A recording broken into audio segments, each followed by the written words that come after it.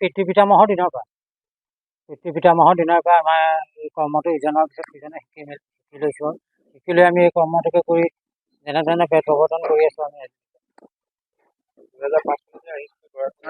2004 চনতে ইয়ালৈ অহা হৈছে। গৰাখহনীয়াই আমাৰ বানপানীয়ে সকলোখিনি মানুহক উটুৱাই লৈ গৈছিলে।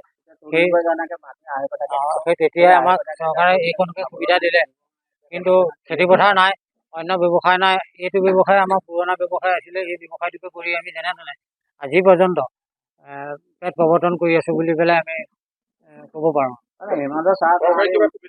চৰকাৰী সুবিধা আজিলৈকে একো পোৱা নাই।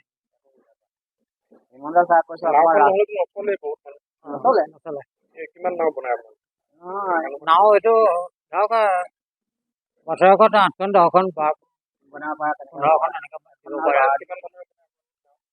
গাঁৱত শতকৰা আপোনাৰ 15-16 ঘৰ আছে। 15-16 বাকী মৃৎশিল্প কৰে মহিলাসকলে।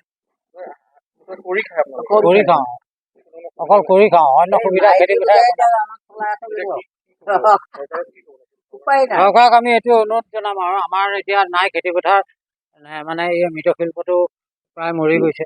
আমাৰ এই নাও শিল্পটো প্ৰায় মৰি গৈছে।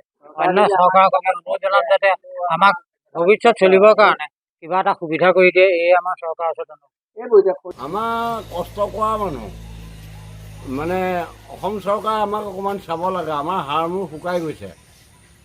মাটি তাকৰীয়া চৰকাৰে দিয়া মাটি, আৰু এতিয়া পৰিয়াল চলাবলৈ বৰ টান হৈ গৈছে। তাকে চাই অনুৰোধ কৰি কৈছোঁ উপপৰ্যায়সকলে আমাৰ দুখীয়াৰ প্ৰতি অকণমান দয়া মমতা আনে বুলি।